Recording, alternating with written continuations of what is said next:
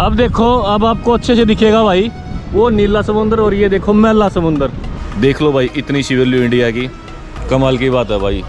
एक third world country की तरह इंडियन नागरिक को ट्रीट किया गया। शर्म की बात है, हम लोग वीज़ा के लिए पे करते हैं, फ्लाइट टिकट के लिए पे करते हैं, होटल बुकिंग के लिए पे करते हैं, फिर भी हमें लात मार के बाहर निकाल दिया जाता है। बाकी कंट्रियों के लोग जिनको वीज़ा की ज़रूरत भी नहीं और उनसे होटल बुकिंग भी नहीं मांगी जाती, उनसे सवाल ही नहीं किए जाते भाई। मैंने देखा मेरी आंखों के सामने से कैसे निकल रहे थे, तालिबानियों की तरह ट्रीट हो रहे हैं भाई इंडियन। पता नहीं मेरा देश कब सुपर पावर बनेगा भाई। अगर मेरी जगह कोई अमेरिकन सिटीजन होता ना, ये चाइना वालों को, अमेरिका वालों को, कनाडा वालों को, बड़े बड़े देशों को कभी ऐसा ट्रीट नहीं करते हैं। मैं वहाँ खड़े होके ऐसा देख रहा था कि और कंट्रियों के लोग जा रहे हैं और एक इंडियन खड़ा है भाई। क्या इंडिया में पैदा होना पाप है? बहुत ज़्यादा हरास किया गया भाई बॉर्डर पे। मैं नहीं चाहता कि जैसे उन्होंने मुझे ट्रीट किया किसी और इंडियन को करें, नहीं।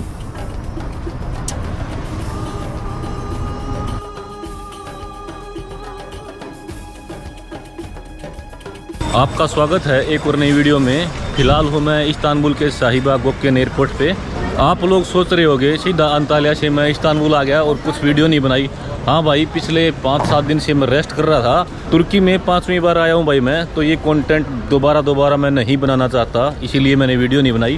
पर अब की बार मैं इस्तांबुल से ट्रैबज़ोन जा रहा हूँ भाई। ट्रैबज़ोन एक सिटी है जॉर्जिया बॉर्डर के पास। ट्रैबज़ोन से फिर मैं जॉर्जिया निकल जाऊँगा। तो अभी मेरी फ़्लाइट है 2 घंटे के बाद। पेगासस एयरलाइन की फ़्लाइट है और मैंने ऑनलाइन चेक इन कर दिया है और बोर्डिंग पास निकाला मैंने इस बोर्डिंग पास प्रिंटिंग मशीन से। चलो आपको बोर्डिंग पास दिखाई देता हूँ भाई। ये है बोर्डिंग पास भाई, पीछे से दिखा रहा हूँ क्योंकि दूसरी साइड डिटेल है। डिटेल दिखाना अच्छी बात नहीं है भाई, नॉलेज देना अच्छी बात है। नॉलेज आपको मैं दे ही रहा हूँ। ये बहुत अच्छा काम है भाई, बहुत सारी बोर्डिंग पास प्रिंटिंग मशीन है यहाँ पे, बहुत सारी। देखो, तो आपको बोर्डिंग काउंटर पे नहीं जाना पड़ेगा अगर आपके पास लगेज नहीं है तो। भाई आपको दिखाई देता हूँ बोर्डिंग पास कैसे निकालते हैं। मैंने सोचा आपको दिखाई दूँ। ये देखो भाई, ये है QR कोड मेरे फ़ोन में और यहाँ स्टार्ट कर दिया मैंने। स्टार्ट पे उंगली मारी, इंग्लिश लैंग्वेज सेलेक्ट करो और उसके बाद बोर्डिंग पास पे सेलेक्ट करो और यहाँ ये QR कोड निकाल के यहाँ रख दो भाई। ये अपने आप स्कैन करेगी। ये आ गया भाई, कन्फर्म कर दो यहाँ पे और ये हमारा नाम आ गया भाई, हिम्मत सिंह। कंटिन्यू करो। ये बोला अपना बगेज है तो ये साइज़ होना चाहिए बगेज का और आगे वेट भी दिखाएगी। Drop of baggage, drop of baggage पे क्लिक करोगे ना, फिर आपको क्या करना है, इस बैग को उठा के यहाँ से यहाँ रख देना भाई और ये कंटिन्यू पे क्लिक कर दो। इसने दिखा दिया आपको 7 किलो बगेज वेट अलाउड है भाई। Baggage allowed 60 kilo. कंटिन्यू करो। प्रिंट बैगेज टैग, ये आ गया भाई टैग। ये इस बैग के ऊपर चिपका दो भाई। इसमें इसने वेट लिखा दिखा दिया और सब कुछ, बार कोड भी आप स्कैन कर सकते हो। अच्छा, अब रहा boarding pass, print boarding pass. ये बोर्डिंग पास निकाल दिया भाई। दुनिया काफ़ी डिजिटल हो चुकी है भाई, सुविधा सारी यहीं पे मिलेंगी आपको। देखते रहो, बने रहो। अब आ गई है बारी जहाज़ में बैठने की और ये खड़ी अपनी जहाज़ पेगासस एयरलाइन। दोनों गेट से चढ़ाई हो रही है भाई, उस वाले से और इस वाले से, दोनों से।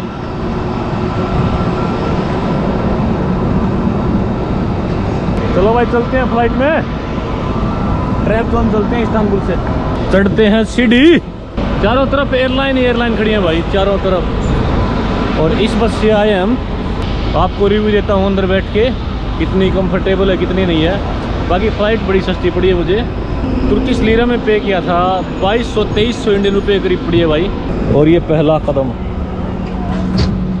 अपनी सीट है भाई 16C और ये खाली है, विंडो सीट लेंगे। ये देखो भाई, सीट बिल्कुल भी कंफर्टेबल नहीं है, पा बिल्कुल जमा अड़ गया है। देखो, पर सस्ती है, बना कर बढ़िया है। वाह बात, भैंस थोड़ी बांधनी है। तकरीबन 1.5 घंटे में पूछ जाऊँ भाई। इस्तांबुल बोलते हैं ट्रैबज़ोन 1.5 घंटे में। जब ड्राइवर दारू पी रहा हो गया तो और तावड़ा पहुँचा देगा। ट्रैबज़ोन पहुँच गए हैं भाई। विमान से उतर रहे हैं, बस में बैठ के जाएंगे। बारिश का मौसम है, हल्की हल्की बूंदाबांदी अभी हो रही है भाई। बस से उतर के नीचे आ गया। ये देखो पीछे बस खड़ी है क्योंकि ये एयरपोर्ट नज़दीक है भाई, बहुत नज़दीक है। पैदल चले जाएंगे आराम से 1 मिनट में। मर बंदे की है भाई। ये देखो बेचारा 3 बैग, यहाँ 1 बैग भी नहीं। अराइवल एंट्रेंस पहुँच गए हैं ट्रैबज़ोन एयरपोर्ट पे। एयरपोर्ट से बाहर निकल आया हूँ भाई। ये देखो सामने, ये है एयरपोर्ट। बिल्कुल छोटा सा एयरपोर्ट है। 2 घंटे के करीब सोया हूँ। फिर एक बंदा आया, उसने उठा दिया। मैं सोच रहा था 4-5 घंटे सोऊं एयरपोर्ट पे, क्योंकि 4-5 घंटे सोने के बाद अच्छा काम चल जाता है भाई। तो चलो अब चलते हैं एयरपोर्ट से बाहर। यहाँ से 1.5 किलोमीटर की वॉकिंग है। वॉकिंग करके पहुँच जाऊँगा मैं हाईवे पे। वो हाईवे जाता है जॉर्जिया की तरफ। मैं सोच रहा हूँ आज जॉर्जिया बॉर्डर क्रॉस करके जॉर्जिया पहुँच जाएँ। जो ये एयरपोर्ट है ट्रैपजोन सिटी का, ये ट्रैपजोन सिटी से काफ़ी बाहर है। तो ट्रैपजोन सिटी के अंदर जाने का कोई मतलब नहीं बनता, वहाँ जाएं फिर बस पकड़ें। नहीं भाई, इससे अच्छा है कि हम रोड पे जाएं और हिचहाइक करें, लिफ्ट मांगे। क्योंकि यहाँ से जॉर्जिया तकरीबन 150 किलोमीटर है। तो 150 किलोमीटर 160 होगा, ज़्यादा से ज़्यादा हो जाएगा भाई। इजी है, ज़्यादा मुश्किल नहीं है। बाकी देखेंगे, हमारे पास पूरा दिन पड़ा है। सुबह के तकरीबन 5 बजने को है भाई, 4:55 हो चुके हैं। चलो चलते हैं, ज़्यादा बकवास नहीं करते, अपने गंतव्य की तरफ अग्रसर होते हैं। इस बस से आया हूँ भाई। देखो हुआ क्या, मैं रोड पे खड़ा था, ऐसे लिफ्ट मांग रहा था, तो बस वाले ने रोक दिया। रोकते ही मैं बोला मैं तो बातूमी जाऊँगा, नो टैक्सी।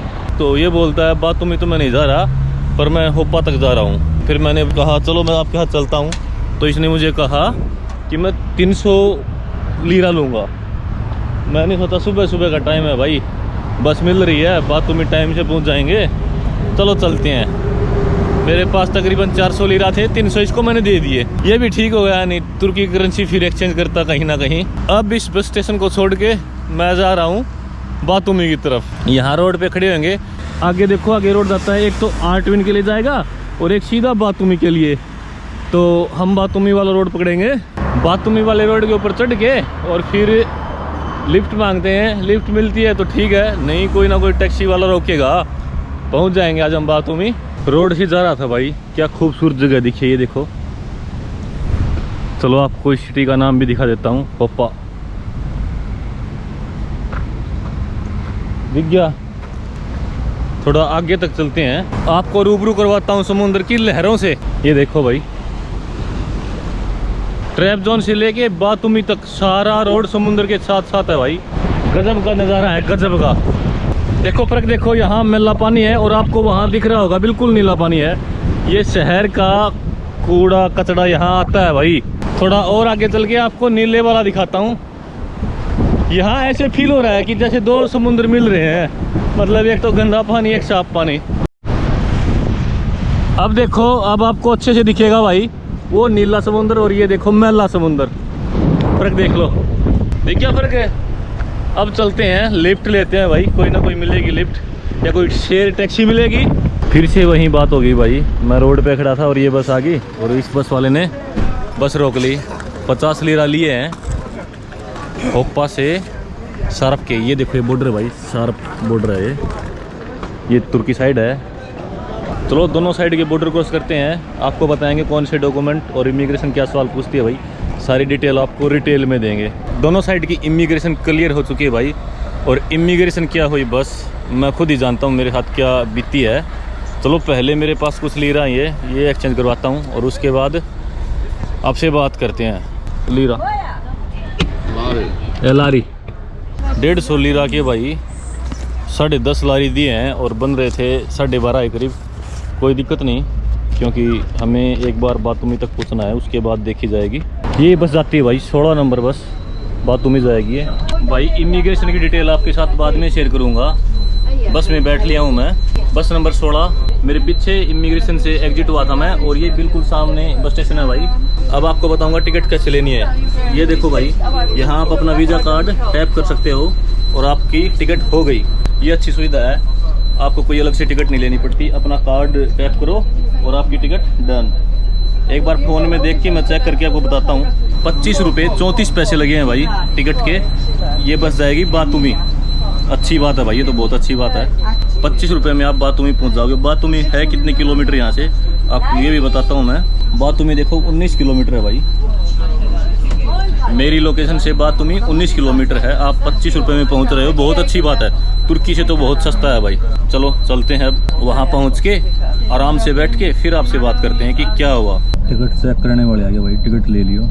चलो भाई अब बात करते हैं इमिग्रेशन की। पहले मैं आया तुर्की साइड, उन्होंने मुझसे कुछ नहीं मांगा भाई, खाली पासपोर्ट दिया और काम ख़त्म। कोई भी सवाल जवाब मुझसे नहीं किया गया।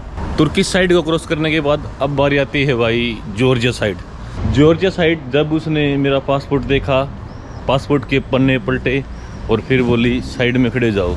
ऐसा लगा कि जैसे रेसिज्म हो भाई, मतलब इतना ख़राब व्यवहार। लोग जा रहे थे, जापान वाले भी थे, यूरोप वाले भी थे, बहुत सारे लोग थे, किसी को नहीं रोका गया और खाली मुझे साइड में लगा दिया गया। मुझे गुमान था भाई, प्राउड था कि भारत का डंका विदेशों में बज रहा है, शायद मुझे नहीं रोकेंगे, पर इमिग्रेशन ऑफिसर ने मुझे रोका और साइड में खड़ा कर दिया। काफ़ी देर हो गई, लोग जा रहे थे और मैं देख रहा था। मैंने ऐसा क्या कसूर कर दिया कि मुझे रोक लिया गया है और लोगों ने ऐसा क्या भला काम कर दिया कि उन्हें रोका नहीं जा रहा है। थोड़ी देर बाद उसने दूरबीन ली और मेरे पासपोर्ट को ऐसे दूरबीन से देखने लगी भाई। मुझे पता नहीं क्या देख रही थी, पर बार बार देख रही थी। फिर उसने एक और इमिग्रेशन ऑफिसर को बुला लिया, तो वो इमिग्रेशन ऑफिसर आता है और मेरा पासपोर्ट लेके चला जाता है। आधा घंटे के बाद वो फिर दोबारा आता है और मुझसे पूछता है क्या करने आए हो यहाँ, कितने दिन के लिए आए हो, रिटर्न टिकट है, बहुत सारे सवाल पे सवाल, और फिर वो दोबारा चला जाता है। मैं वहाँ वेट कर रहा था और फिर वो आदमी दोबारा आता है और रिटर्न टिकट की फ़ोटो मांगता है। मैंने उसको फ़ोटो दे दी भाई। वो फ़ोटो लेके चला गया और एक बार फिर से वापस आता है भाई उस लेडीज़ के पास जो इमिग्रेशन काउंटर पे बैठी थी। उसको मेरा पासपोर्ट पकड़ा देता है। फिर वो लेडीज़ फिर दोबारा सवाल पे सवाल फिर दोबारा पूछने लग जाती है और थोड़ी देर बाद वो मेरा सरपंच देश का वीज़ा और कनाडा का वीज़ा जूम करके फिर देखने लग जाती है भाई। पूछती है कहाँ से लिया था ये वीज़ा, कब लिया था। बहुत सारे सवाल मुझसे होते हैं जैसे कोई क्रिमिनल हूँ मैं। मैंने उसको बोला अगर आपको किसी भी डॉक्यूमेंट पे कोई भी डाउट हो तो सारे डॉक्यूमेंट आप ऑनलाइन चेक कर सकते हो, अगर आपको वीज़ा चेक करना नहीं आता तो आपके लिए मैं कर देता हूँ। तो वो बोली नहीं रहने दो। फिर बार बार पेज पलटने लग गई। सारे पेज पलटने के बाद वो मुझसे सवाल पूछती है बातूमी में कितने दिन रुकोगे, तबलिसी में कितने दिन रुकोगे। मैंने बताया बातूमी में 4 दिन रुकूंगा और तबलिसी में 5 दिन रुकूंगा। फिर अगेन सवाल पे सवाल, वही सवाल, क्या करते हो, क्यों आए हो, किस लिए आए हो। मैंने कहा आप मेरा पासपोर्ट देखो, जॉर्जिया के चारों तरफ जितनी भी कंट्री हैं सारी मैं विजिट कर चुका हूँ, खाली एक जॉर्जिया बचा था, बस ये घूमने आया हूँ, निकल जाऊँगा थोड़े दिन में। मेरी तरफ देखती है और स्टैंप मार देती है पासपोर्ट पे, मतलब एंट्री स्टैंप लगा देती है भाई। जैसे ही वो एंट्री स्टैंप लगाती है मुझे बोलती है ओके बाय। उसका बाय बोलने का तरीका इतना रूड था, मैं वहाँ खड़ा हो जाता हूँ और सीधा मैंने उससे पूछा मेरे पासपोर्ट में ऐसा क्या था जो आपने मुझे रोका, और इतने लोग गए इनके पासपोर्ट में ऐसा क्या खास है जिनको नहीं रोका गया। तो वो बोलती है टेक्निकल प्रॉब्लम, बहाना बनाती है टेक्निकल प्रॉब्लम का और मुझसे पीछा छुटवाना चाहती है। हालांकि पीछा तो उनसे मैं छुटवाना चाहता था, ऐसे ट्रीट किया गया मुझे इतनी आशा नहीं थी कि इतनी बुरी तरह ट्रीट करेंगे मुझे वो। देख लो भाई इतनी सी वैल्यू इंडिया की। हाँ, उसने जब टेक्निकल एरर बोला तो मैंने कहा ये टेक्निकल एरर तो नहीं हो सकता। मैंने कहा no it's not like a technical error, maybe something special, you are checking by lens और so many things and so many officer came and checked.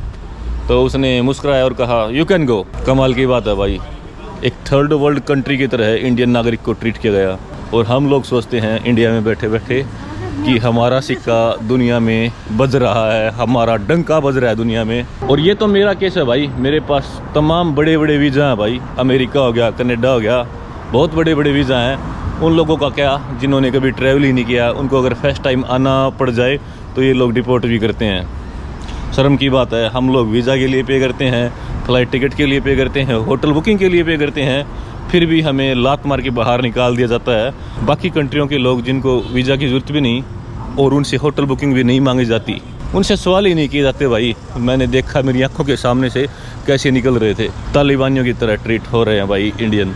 पता नहीं मेरा देश कब सुपर पावर बनेगा भाई। अगर मेरी जगह कोई अमेरिकन सिटीजन होता ना तो आपको पता है अमेरिका वाले क्या करते हैं। सीधी सी बात आपको बता दूं, जो हुआ सो हुआ, उसको भूल जाते हैं। अब इस देश को अच्छे से एक्सप्लोर करते हैं। इस देश के लोगों का कसूर नहीं है भाई, ये हमारा अपना कसूर है कि हम इस तरह ट्रीट किए जा रहे हैं।